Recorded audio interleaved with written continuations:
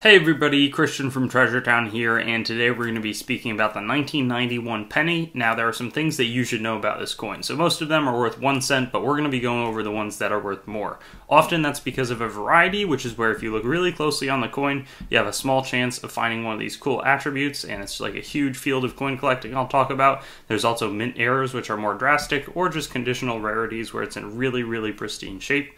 But we'll cover everything that you'd want to know so you have the full picture on the 1991 penny in the presentation. So let's get right into it. I'm not going to do too much on the overview. You can pause it if you would like, but Lincoln was the first person to appear on a US circulating coin that actually lived, as opposed to an impersonation of Liberty. And then 1991, that would be a zinc planchet, so 2.5 grams. There's not going to be much precious metal value in it. Copper would be double, but you can't melt it because it's illegal. In terms of coins that are just valuable for their condition, the highest condition ones are Mint State 68 Plus, which are a little bit over $1,000. Really, to certify it, you want to get Mint State 68, and then maybe if it falls to Mint State 67 Plus, it'll cover your cost in terms of certifying it. Mint State 67, maybe you could move it at 15 bucks, but it's not going to cover that cost. So effectively, Mint State 66 and below is just worth a cent. There were 5.1 billion made, so no shortage there.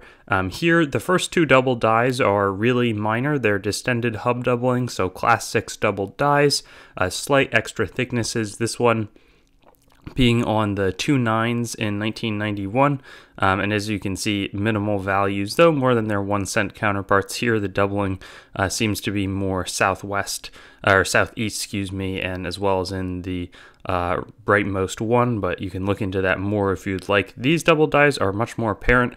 There's some nice doubling in the columns in the Lincoln Memorial on the reverse, and people pay a little bit more for these, especially if there's that clear photos where there's this really nice sort of pattern of extra multiple columns. This one might sell for anywhere from $5 to $15 or $20.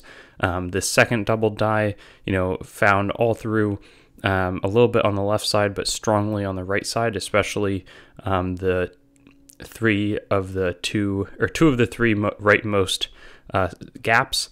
There's also this double die reverse, which probably would make even more of a sale, than the other ones. Maybe the value that I put really should be like $25 or so, but just really nice extra columns in between the three rightmost, and then you can also see a little bit even in the fourth, but that really is quite strong there. And then the last one we'll focus on is a little bit more minor.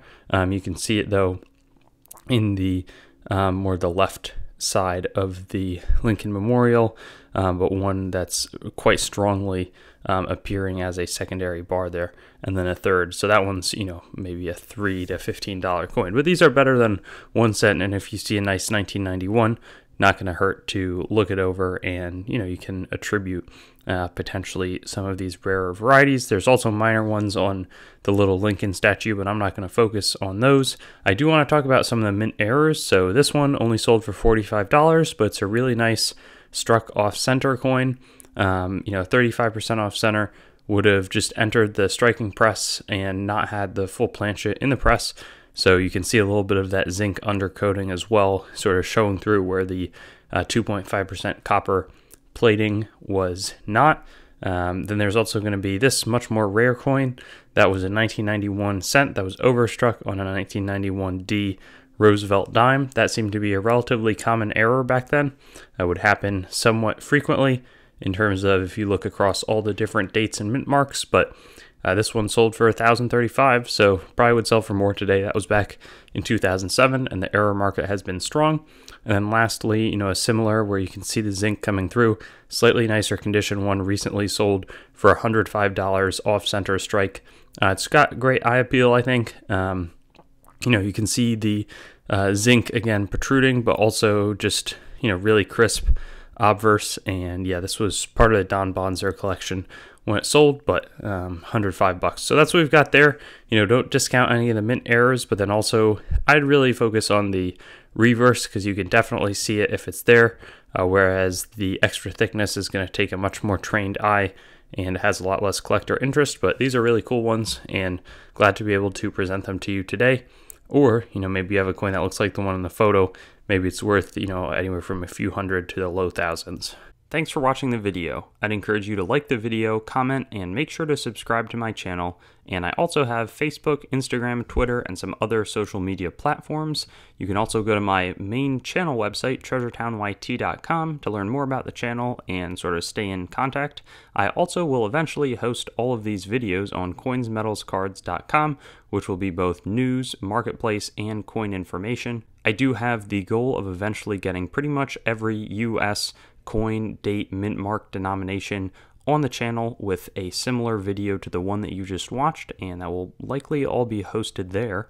And then I also have treasuretowncoins.com, which is sort of my coin dealing wing, coin dealing only entity that is a little bit less focused on content production. So thank you so much, and I'll look forward to seeing you on some of my other videos. I also have videos that are not just the date, mint mark, denomination recap in this format, so you can check some of those out, and I'll have fun seeing you there.